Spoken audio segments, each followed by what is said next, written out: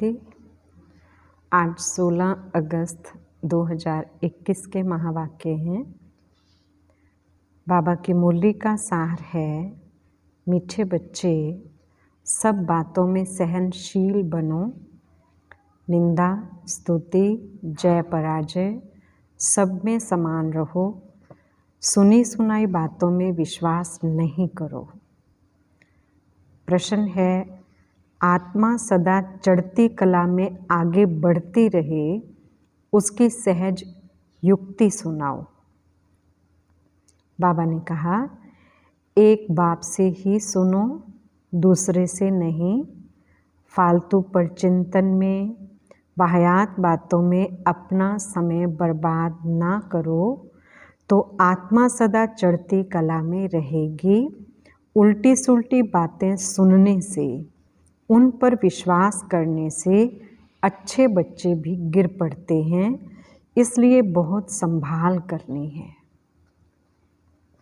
ओम शांति। मीठे मीठे बच्चों को अब स्मृति आई है कि बरोबर आधा कल्प हमने बाप को याद किया है, जब से रावण राज्य शुरू हुआ है। ऐसे भी नहीं कोई पूरे आधा कल्प याद किया है, नहीं। जब जब दुख जास्ती आया है, तब तब याद किया है। अभी तुमको पता पड़ा है कि भक्ति मार्ग से हम उतरते आए हैं। ड्रामा का राज बुद्धि में है, मुख से कुछ कहने का भी नहीं है। हम उनके हो गए, इसलिए जास्ती ज्ञान की दरकार नहीं। बाप के बने तो बाप की जायदाद के मालिक हो गए। कुछ कर्मेंद्रियों से करने का नहीं रहता। भक्ति मार्ग में भगवान से मिलने के लिए कितने यज्ञ तप दान पुण्य करते हैं। जहाँ भी जाओ सब जगह तीर्थ मंदिर अथाह हैं। ऐसा कोई मनुष्य नहीं जो सारे भारत के तीर्थ और अथाह मंदिर आदि घूम सके। अगर घूमे भी तो कुछ मिलता नहीं। वहाँ घंटा घड़ियाल आदि कितना घमसान है, यहाँ तो घमसान की बात नहीं। ना गीत गाने ना तालियां बजाने की बात है। मनुष्य तो क्या क्या नहीं करते हैं, अथाह कर्म कांड हैं। यहाँ तो तुम बच्चों को सिर्फ याद करना है और कुछ भी नहीं। घर में रहते सब कुछ करते, सिर्फ बाप को याद करना है। तुम जानते हो अभी हम देवता बनते हैं, यहाँ ही दैवी गुण धारण करना है। खान पान भी शुद्ध होना चाहिए। 36 प्रकार के भोजन तो वहाँ मिलेंगे, यहाँ साधारण रहना है। ना बहुत ऊंच ना बहुत नीच, सब बातों में सहनशीलता चाहिए। निंदा स्तुति जय पराजय सर्दी गर्मी ये सब कुछ सहन करना पड़ता है। समय ही ऐसा है। पानी नहीं मिलेगा, ये नहीं मिलेगा। सूर्य भी अपनी तपत दिखाएगा। हर चीज़ तमोप्रधान बनती है। ये सृष्टि ही तमोप्रधान है, तत्व भी तमोप्रधान है, तो ये दुख देते हैं।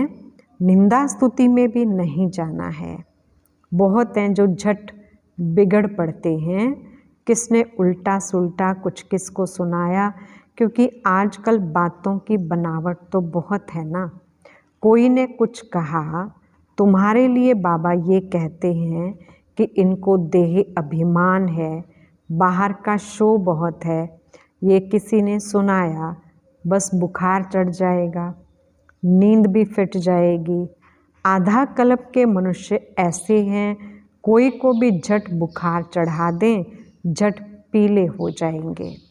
तो बाप कहते हैं, कोई भी ऐसी वाहियात बातें नहीं सुनो। बाप कभी भी किसकी निंदा नहीं करते हैं। बाप तो समझाने लिए ही कहते हैं। उल्टी सुल्टी बातें एक दो को सुनाने से अच्छे अच्छे बच्चे भी बिगड़ पड़ते हैं। तो ट्रेटर बन वाहियात बातें जाकर एक दो को सुनाएंगे। भक्ति मार्ग में भी कैसी कैसी कहानियाँ बनाई हैं। अभी तुमको ज्ञान मिला है तो तुम कभी भी हे राम व हाय भगवान भी नहीं कह सकते। ये अक्षर भी भक्ति मार्ग के हैं। तुम्हारे मुख से ऐसे अक्षर नहीं निकलने चाहिए। बाप सिर्फ कहते हैं मीठे लाडले बच्चों आत्म अभिमानी बनो। कितना प्यार से समझाते हैं। किसकी भी बात नहीं सुनो, फालतू पर चिंतन नहीं करो। एक बात पक्की कर लो, हम आत्मा हैं। आत्मा अविनाशी है, शरीर विनाशी है। आत्मा ही संस्कार धारण करती है। अब तुम बच्चों को आत्म अभिमानी बनना है। द्वापर से तुम रावण राज्य में देही अभिमानी बनते हो, इसलिए अब देही अभिमानी बनने में मेहनत लगती है। घड़ी घड़ी बुद्धि में ये आना चाहिए कि हमको बेहद का बाप मिला है। कल्प कल्प बाप वर्षा देते हैं, अब उनकी मत पर चलना है। उनके लिए ही गायन है तुम मात पिता। वह सब संबंधों का सुख देने वाला है, उनमें सब मिठास है। बाकी और मित्र संबंधी आदि दुख देने वाले ही हैं। एक ही बाप है जो सबको सुख देने वाला है। रास्ता भी बिल्कुल सहज बताते हैं कि अपने को आत्मा समझ मुझ बाप को याद करो। बाप समझाते हैं ये कोई नई बात नहीं है। तुम जानते हो हर 5000 वर्ष बाद हम ऐसे बाप के पास आते हैं। यह कोई साधु संत नहीं है। तुम कोई साधु संत आदि के पास नहीं रहते। बाकी हाँ, बाप कहते हैं प्रवृत्ति मार्ग के संबंध से तोड़ निभाना है, नहीं तो और ही खिटखिट हो जाती है। युक्ति से चलो, प्यार से हरेक को समझाना है कि देखो अभी विनाश का समय नज़दीक है। यह आसुरी दुनिया खत्म होनी है, अब देवता बनना है। दैवी गुण यहाँ धारण करना है। प्यार से समझाना चाहिए। देवताएं भी प्याज लहसुन आदि तो खाते नहीं।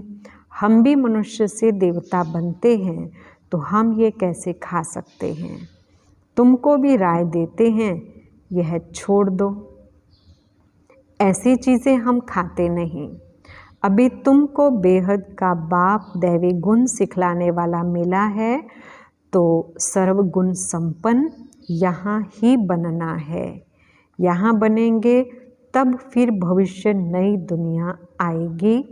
ये ऐसे ही होता है जैसे रात के बाद फिर दिन होता है। अब रात के अंत में ही दैवी गुण धारण करने हैं, तो फिर सुबह हो जाएगी। अपनी परीक्षा हरेक को आप पे ही लेनी है।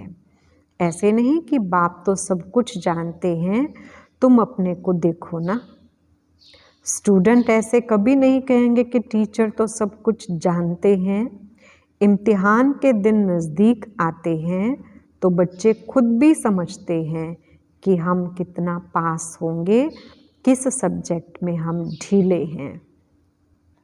मार्क्स कम लेंगे फिर सब मिलाकर पास हो जाएंगे, ये समझते हैं। तो इसमें भी अपनी जांच रखनी है, हमारे में क्या कमी है। मैं बहुत मीठा बना हूँ, सबको प्यार से समझाना है। हम आत्माओं का बाप परम पिता परमात्मा है, मनुष्य की बात नहीं। हम निराकार को भगवान कहते हैं। भगवान रचता एक ही है, बाकी सब है रचना। रचना से किसको वर्षा नहीं मिल सकता, कायदा नहीं है। अब सर्व रचना का सद्गति दाता एक ही रचता बाप है। उसमें साधु संत सब आ गए, हैं तो सब आत्माएं ना। हाँ, मनुष्य अच्छे बुरे तो होते ही हैं, पोजीशन ऊंचा नीचा होता है, सन्यासियों में भी नंबरवार हैं। कोई तो देखो भीख मांगते रहते, कोई को सब पांव पड़ते हैं। तुम बच्चों को भी ऊंच बनना है, बहुत मीठा बनो। कभी भी क्रोध से बात नहीं करनी चाहिए, जितना हो सके प्यार से काम लो। कहते हैं बच्चे बहुत तंग करते हैं, सो तो आजकल के बच्चे हैं ही ऐसे, प्यार से उनको समझाओ, दिखाते हैं। कृष्ण चंचलता करता था तो उनको रस्सी से बांधते थे। जितना हो सके प्यार से समझाना है, या तो हल्की सज़ा। बेचारे अबोध अनजान हैं, समय भी ऐसा है, बाहर का संगदोष बहुत खराब है। अभी बेहद का बाप कहते हैं तुम्हें मूर्ति आदि रखने की कोई दरकार नहीं है, कुछ भी मेहनत करने की दरकार नहीं है। शिव का चित्र भी क्यों रखें, वह तो तुम्हारा बाप है ना। घर में बच्चे बाप का चित्र क्यों रखेंगे, बाप तो हाजिरा हजूर है ना।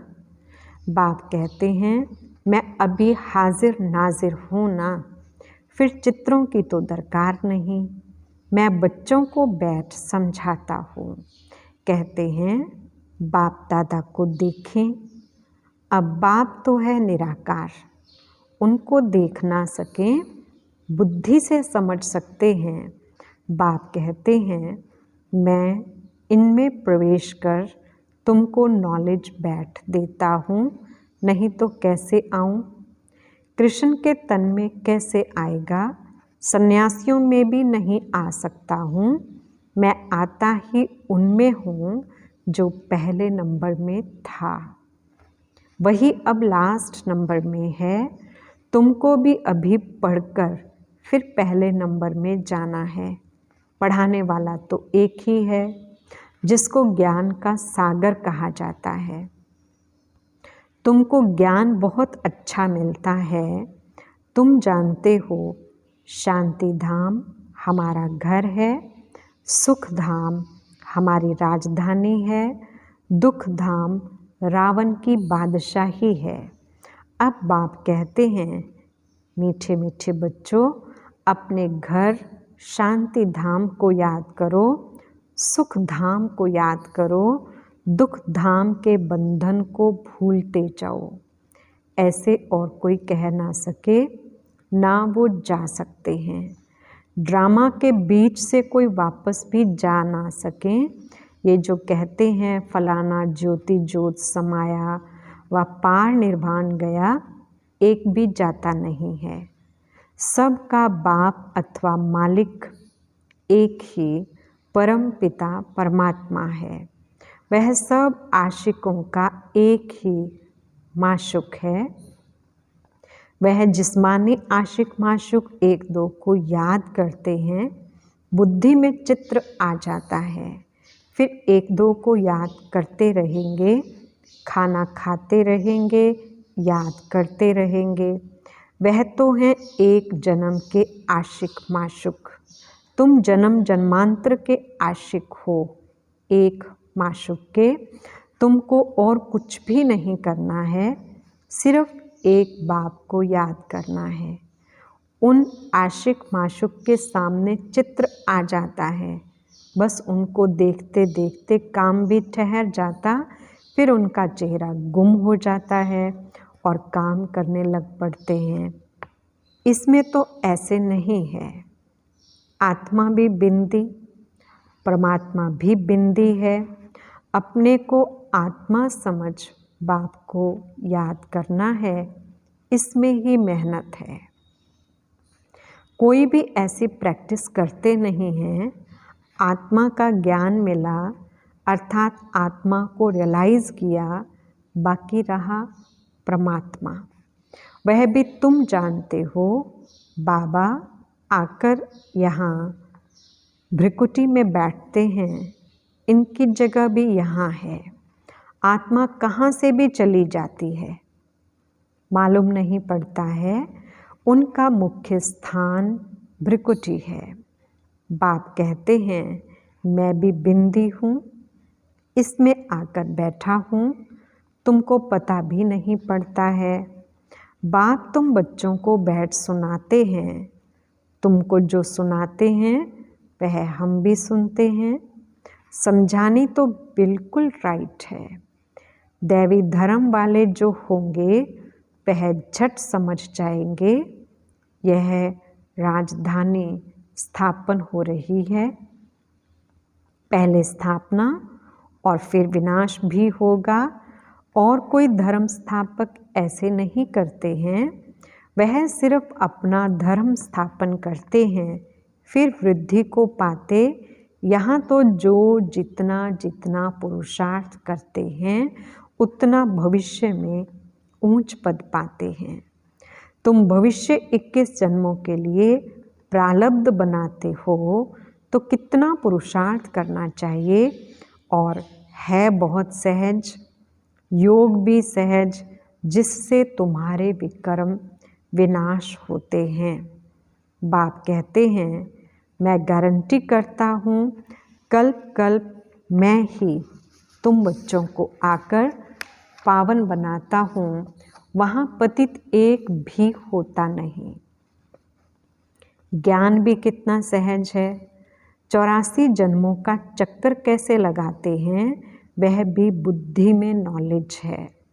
हमने 84 का चक्कर लगाया है, यह निश्चय रखना है। निश्चय में ही विजय है। ऐसे नहीं कि पता नहीं हम 84 जन्म लेते हैं व कुछ कम। जबकि तुम ब्राह्मण हो तो तुमको निश्चय होना चाहिए बरोबर हमने 84 का चक्र पूरा भोगा है। यह तो बहुत सहज समझानी है। बच्चों को समझाया है। यह चित्र आदि सब दिव्य दृष्टि से बाप ने बनवाए हैं, करेक्ट भी कराए हैं। शुरू में जब बनारस में बाबा एकांत में रहते थे तो ऐसे चक्र दीवारों पर बैठ निकालते थे। समझते कुछ नहीं थे कि ये क्या है। खुशी होती थी, साक्षात्कार होने से जैसे उड़ जाते थे। ये क्या होता है समझ में नहीं आता था। तुम जानते हो जो चित्र पहले बने थे वह फिर बदलकर नए नए बनाते गए हैं। अभी नए नए चित्र कल्प पहले माफिक बनते जाते हैं। सीढ़ी का चित्र देखो कितना अच्छा है, इस पर समझाना सहज है। देरी से आने वालों को और ही सहज समझानी मिलती है। अभी नए नए जो आते हैं 7 दिन में सारा नॉलेज समझ लेते हैं, पुरानों से भी आगे जा रहे हैं। कोई कहते हैं पहले आते थे तो अच्छा था। अरे ये भी फिक्र मत करो, आगे आते थे तो और भागंती हो जाते थे। तो देरी से आने वालों को तो सहज तखत मिलता है। पहले जो थे देखो अब वे फिर हैं भी नहीं, ख़त्म हो गए। पिछाड़ी में रिजल्ट का मालूम पड़ता है कौन पास हुआ।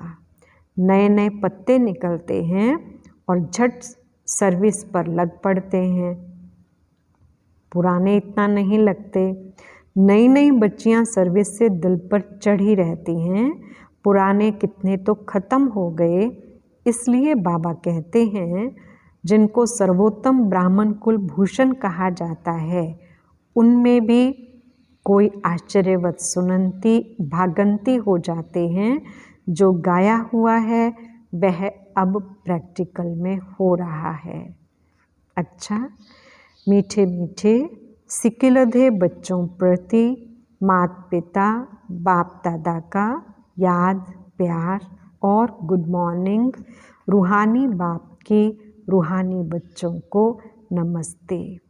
हम रूहानी बच्चों की रूहानी बाप दादा को याद प्यार गुड मॉर्निंग और नमस्ते जी। धारणा के लिए अपनी जांच आप पे ही करनी है। देखना है मैं बहुत बहुत मीठा बना हूँ, हमारे में क्या क्या कमी है। सब दैवी गुण धारण हुए हैं, अपनी चलन देवताओं जैसी बनानी है, आसुरी खान पान त्याग देना है। दूसरा पॉइंट है, कोई भी वाहियात बातें ना सुननी है और ना बोलनी है, सहनशील बनना है। वरदान, कर्मातीत स्टेज पर स्थित हो चारों ओर की सेवाओं को हैंडल करने वाले सिद्धि स्वरूप भव। विस्तार, आगे चलकर चारों ओर की सेवाओं के विस्तार को हैंडल करने के लिए भिन्न भिन्न साधन अपनाने पड़ेंगे, क्योंकि उस समय पत्र व्यवहार या टेलीग्राम, टेलीफोन आदि काम नहीं कर